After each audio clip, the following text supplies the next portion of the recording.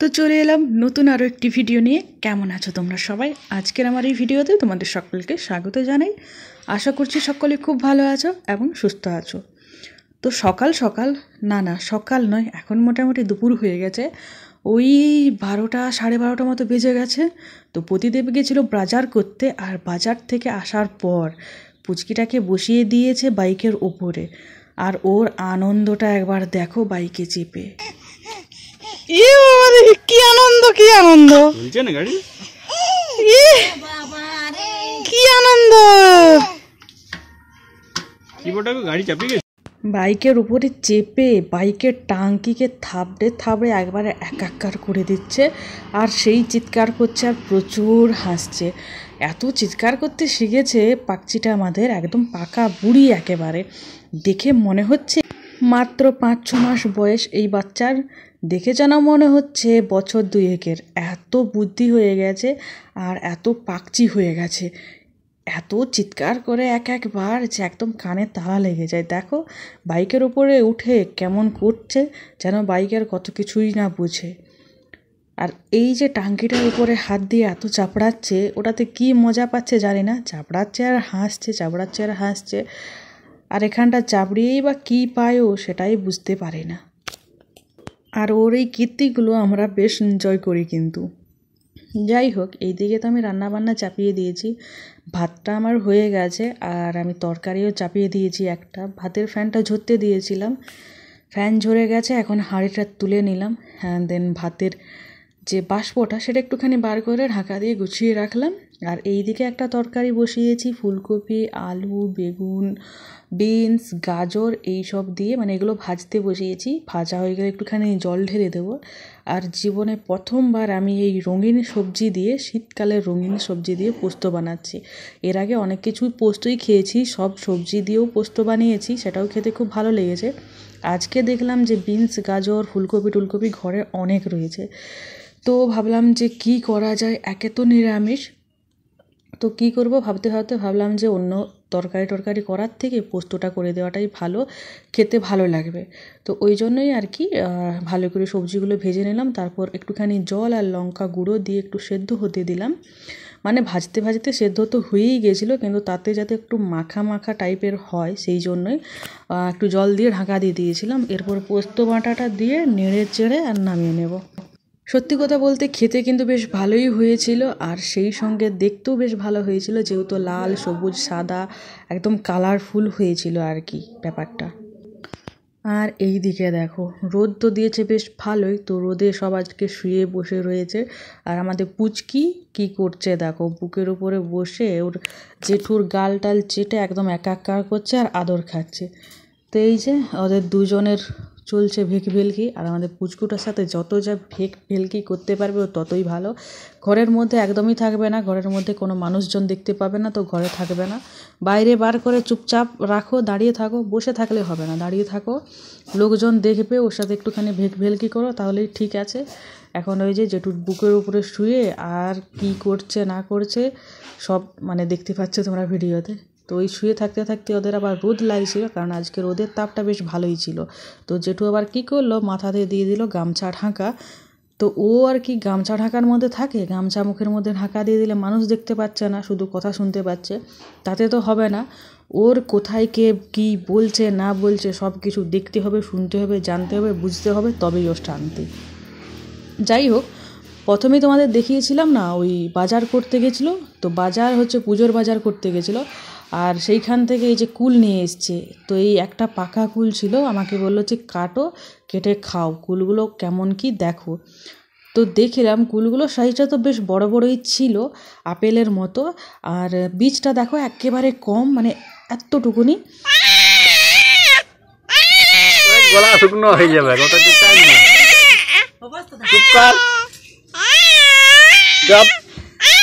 গান করছে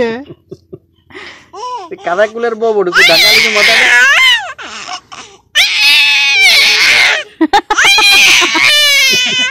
আরো কায় চিচানে লাগিয়ে গেছে। ওরে গামছা মাথাতে সেই সুন্দর লাগছে। হ্যাঁ, এটা পুতুল দিয়া নতুন গামছা দিয়ে দাও। ও আরে হ্যাঁ, চুপ করো তোমরা। আমি একাই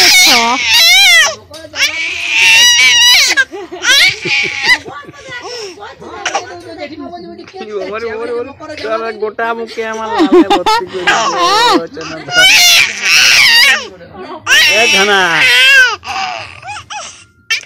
আনন্দ ধরে না।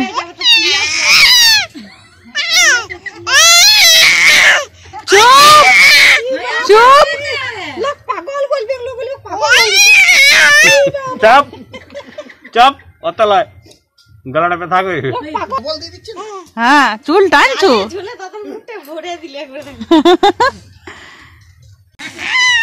কেমন বদমাস দেখো।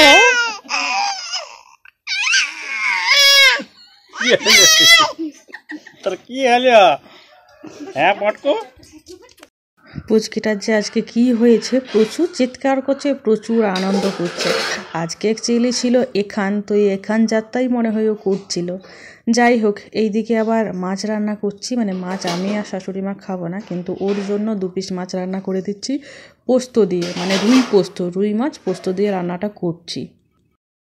রান্নাবান্না হয়ে যাওয়ার পর পুচকিকে নিয়ে আমি রোদে বসেছি। এইদিকে চলে এসেছে কাবলু, আর কাবলুর চেহারাটা দেখেই তোমরা বুঝতে পারছো যে শরীরটা কিন্তু একেবারেই খারাপ, একটুও ভালো নেই, একদম ঠান্ডা লেগে একাকার অবস্থা হয়ে গেছে। আর এইদিকে ও এসে, কাবলু এসে পুরো একদম ওর বোনুকে এন্টারটেন করছে, ও লাফঝাপ করছে, আর ওর বোনু সেইগুলো দেখে হেসে যেন পড়ে যাচ্ছে।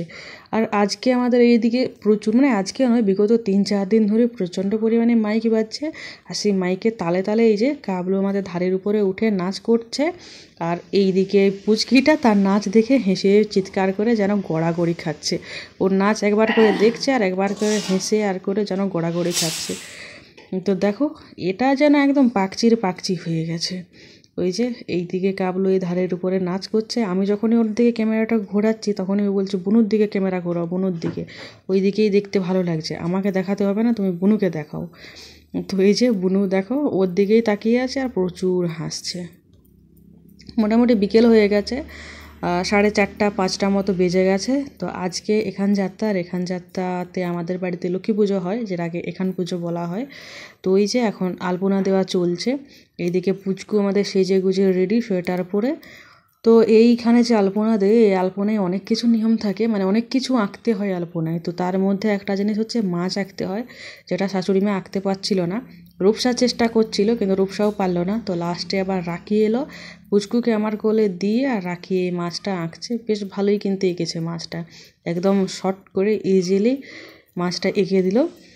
তো আরও অনেক কিছু, ঢেকি, কুলো, চালুনি, পেঁচা, তারপরে পায়রা, তারপরে হচ্ছে নাঙ্গল, হাল, আরও অনেক কিছু আঁকতে হয়, ধান শীষ, গম শীষ, এইসব কী সব আঁকতে হয় আমি এত জানিও না।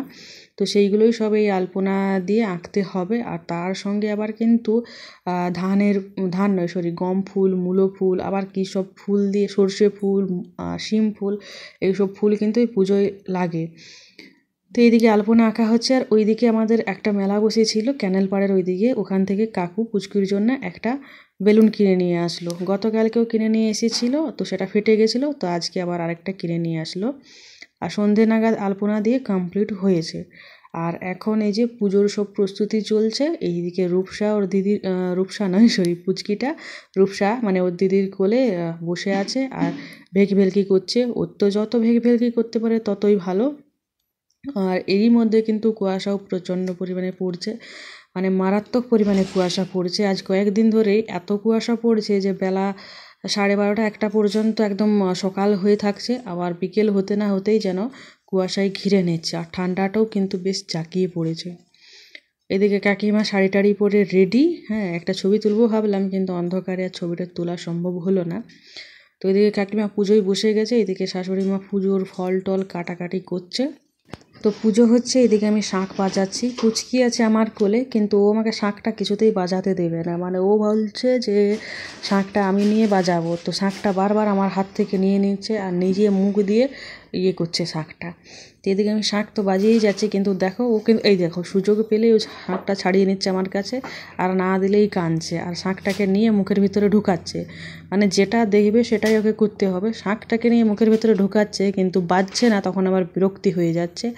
আর ওকে কোলে নিয়ে বসে আর এই শাঁখ বাজানো আমার পক্ষে একটুখানি চাপ হয়ে যাচ্ছে, কারণ ও প্রচুর ছটফট করছে।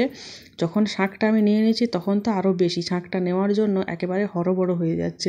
সেটা তোমরা কিন্তু ভিডিওতে দেখতেই পাচ্ছ। ওর কাছ থেকে জোর জবরদস্তি ছাড়িয়ে টাড়িয়ে আমাকে কিন্তু শাঁখটা বাজাতে হচ্ছে।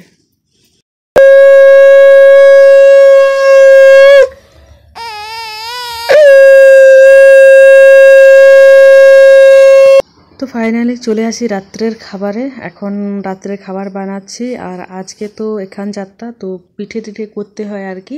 তো আজকে আর ওই পুলি পিঠে করা হবে না। আজকে ভাবলাম যে অন্য কিছু একটা বানাই, যেটা হচ্ছে একটু হালকার মধ্যে হবে আর তাড়াতাড়ি হয়ে যাবে। তো প্রথমে চিতই পিঠা বানাবো ভেবেছিলাম, কিন্তু তখন ভেবেছিলাম যে গুড়ি টুড়ি নেই আর কি, তো সেই করে আর বানানো হয়নি। কিন্তু এখন দেখলাম গুড়ি বেশ ভালোই আছে, যেটা আছে সেটাতে চিতই পিঠা হয়ে যেত।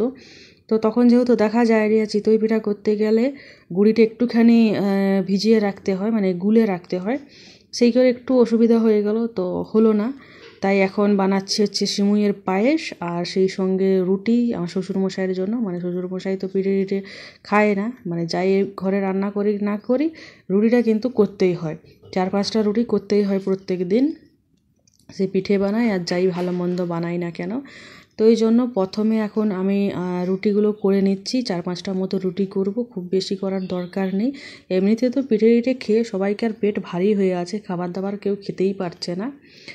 তো এই রুটি কয়েকটা করে নিই, তারপরে পিঠেটা করা আরম্ভ করব। আর পিঠেটা করলে রাত্রের খাবার কমপ্লিট হয়ে যাবে। রাত্রের খাবারটা করেই খাওয়া দাওয়া করব, কারণ আজকে রাত্রের খাবারটা দেরি করে শুরু করেছি। পুজো পাশা হয়ে যাওয়ার পর মানে বেশ কিছুক্ষণ আবার হরবড় হলাম, তারপরে খাবার দাবারটা শুরু করেছি। আর এই যে পায়েস আর রুটি তো হয়ে গেল, এখন এই যে পিঠেগুলো করছি, মানে সরু চকলি পিঠে করছি। তো এই সরু চকলি পিঠেগুলো আজকে খুব সুন্দর হয়েছে, একটাও ভাঙেনি আর খুব তাড়াতাড়ি হয়েছে। এক একটা পিঠেই 2-2.5 মিনিট করে টাইম লাগছিল। এমনিতেও তো এই পিঠেগুলোর টাইম খুব একটা বেশি লাগে না, তাড়াতাড়ির মধ্যেই হয়ে যায়। কিন্তু এই মোটামুটি আজকে অন্য দিনের তুলনায় খুব ভালো হয়েছে, একদম পাতলা পাতলা করে করেছি, টাইমও খুব কম লেগেছে আর খুব ভালো হয়েছে, একটাও ভাঙেনি আর একেবারে সাদা সাদা হয়েছে, চোঁয়া পোড়া কোনো কিছু হয়নি।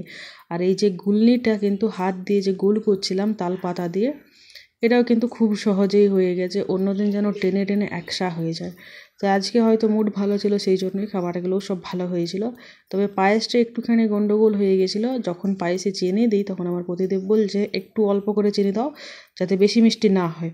তো আমি আবার এমন অল্প করে চিনি দিয়ে দিয়েছি যে পায়েসটা একেবারেই মিষ্টি হয়নি, মানে কেমন যেন লাগছিল। তো পায়েসটা আজকে কারোরই সেরকম ভালো লাগেনি, যেহেতু মিষ্টি হয়নি, একটু কম, মানে অনেকটাই কম মিষ্টি হয়েছিল।